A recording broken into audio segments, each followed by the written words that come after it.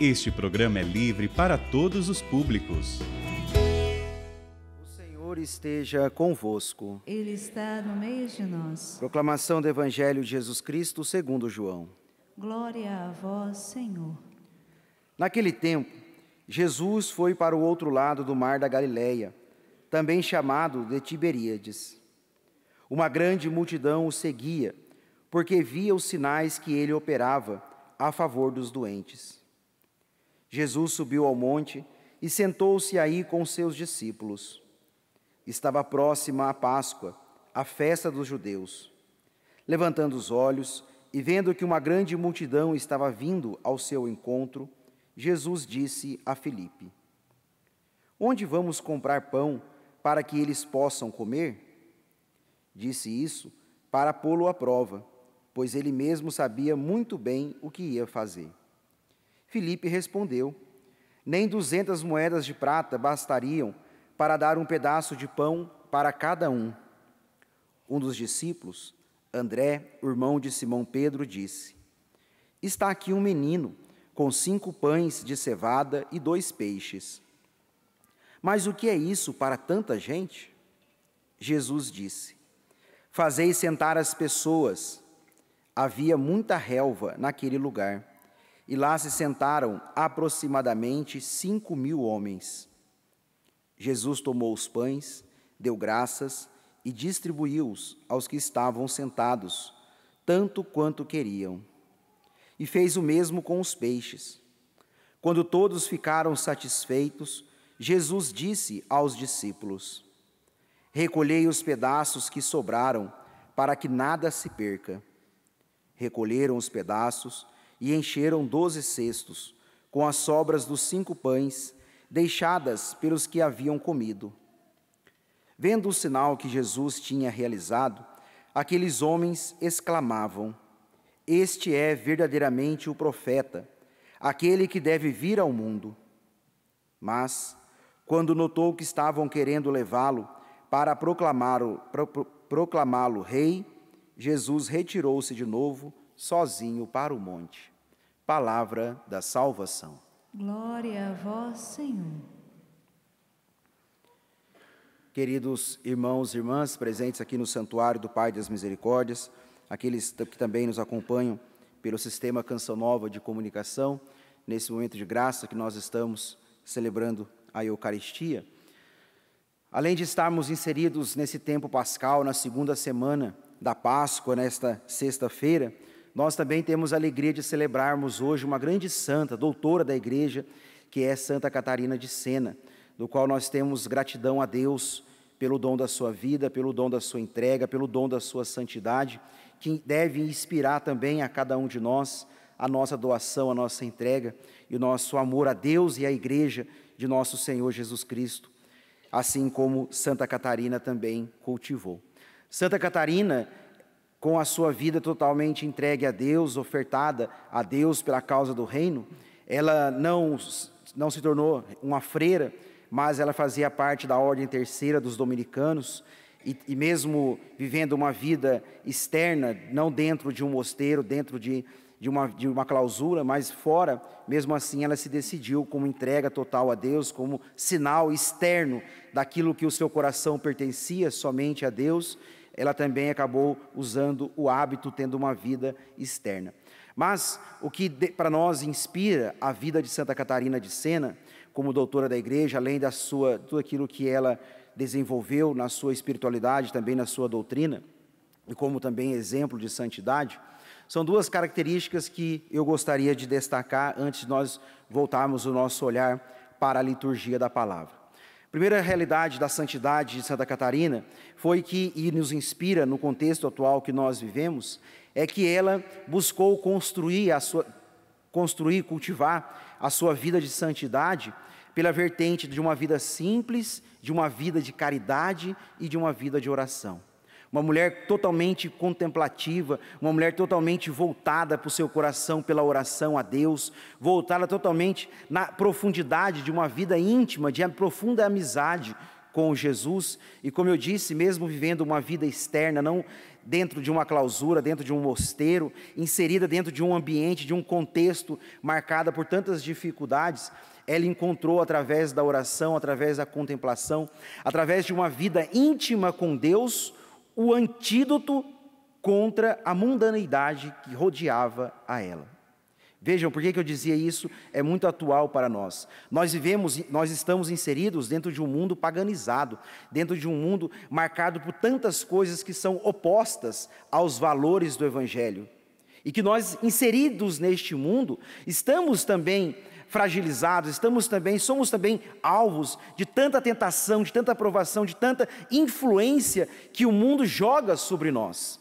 Mas vejam, a exemplo de Santa Catarina, que encontrou como antídoto contra esta mundaneidade que rodeava ela, uma profunda intimidade com Deus, uma profunda vida de oração, uma profunda contemplação do mistério de Deus, porque uma pessoa íntima, uma pessoa com profunda oração, ela é capaz de transformar o mundo e não ser transformada pelo mundo.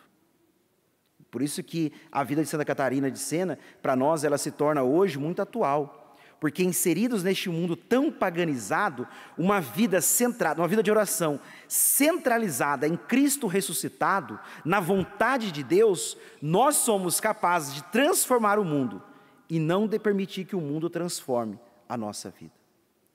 De ser sal diante desse mundo, de ser luz diante desse mundo. Mas isso depende do quê? De uma vida centrada no Cristo ressuscitado. Uma vida centrada na profundidade, na qualidade da vida de oração. Por isso que diante desse mundo tão paganizado, nós não conseguiremos superar este mundo, vencer este mundo, sem uma profunda vida de oração, sem uma profunda intimidade com o Senhor ressuscitado, aquele que está vivo. A segunda característica de Santa Catarina, que vejo também como muito interessante para nós, muito oportuno colocarmos para nós hoje nesta homilia, Santa Catarina também enfrentou tantas dificuldades eclesiais, existia uma divisão dentro da igreja, existiam tantas situações dolorosas, difíceis, as feridas da igreja, da nossa mãe igreja, no contexto, no ambiente que ela vivia, como também existia tantas situações dolorosas, feridas na sociedade. Mas Santa Catarina de Sena nunca se colocou como uma filha rebelde da igreja, nunca se colocou como uma anarquista dentro da igreja. Ela buscou a reconciliação da igreja, das dificuldades que existiam eclesiais no seu ambiente, no seu contexto, todas as realidades, não como uma filha rebelde, não como aquela que se colocava como uma anarquista dentro da igreja, mas marcada como uma mulher fiel à igreja, entendendo que ela era filha da igreja, não melhor que a igreja, mas filha da igreja, e pela sua santidade de vida, ela reconciliou a igreja. Vejam, amados irmãos e irmãs, nós também vivemos dentro desse tempo que nós estamos vivendo, dentro da igreja, que muitos de nós, em muitos momentos, se levantam como anarquistas, rebeldes dentro da igreja. Nós não devemos fechar os olhos diante das problemáticas da igreja, não estou dizendo isso. Mas entendemos que nós, como filhos da igreja, nós não devemos nos colocarmos como rebeldes, como anarquistas dentro da igreja, como filhos da igreja, pela oração e pela nossa santidade de vida, que nós vamos mudar aquilo que nós não concordamos dentro da igreja. Por isso que eu dizia que a santidade de Santa Catarina de Sena, como doutora da igreja, como modelo e referência para todos nós, primeiramente inserida no mundo, com uma vida centrada em Cristo ressuscitado, não deixou ser contaminada por este mundo, mas transformou o mundo. E como filha da igreja, não se colocou como uma rebelde, como uma desobediente, como uma anarquista, mas como uma filha obediente, que não concordava e via as feridas, as mazelas da sua mãe igreja. Ela entendeu que transformar tudo isso, nunca pela rebeldia, nunca pela desobediência, mas pela vida de santidade, mas pela vida transformada, pela vida de obediência, porque a obediência, ela contagia os rebeldes. ela contagia aqueles que são agressores à igreja, à nossa mãe igreja. E quando nós vamos fazendo o caminho inverso, ao contrário, o coração obediente, o filho obediente, o filho que não se faz cego aos problemas, mas o filho que reconhece que o Salvador da igreja é Jesus, não somos nós. Quem morreu na cruz pela igreja, quem fundou a igreja é Cristo, não somos nós. E aí nós vamos reconhecendo que a nossa santidade, que a nossa oração, que a nossa obediência vai ecoando, vai sendo sinal profético no coração daqueles que ainda se tornam rebeldes contra a nossa igreja.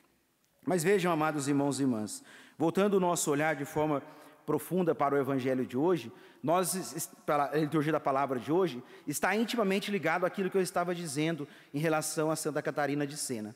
Nós estamos ouvindo nesses dias, na primeira leitura dos Atos dos Apóstolos, aquilo que a experiência do ressuscitado gerou no coração dos apóstolos, dos primeiros discípulos. Obedientes ao mandamento do Senhor, que disse a eles: ide por todo o mundo e pregai o evangelho, os apóstolos começam a anunciar o Cristo ressuscitado, que Cristo está vivo, começam a pregar o querigma, a pregar o evangelho a todas as regiões, a igreja que começa a se expandir, os apóstolos que começam a fundar igrejas, batizando as pessoas, proclamando o anúncio do amor de Deus, do Cristo que passou pela cruz, mas ressuscitou no terceiro dia, o amor de Deus.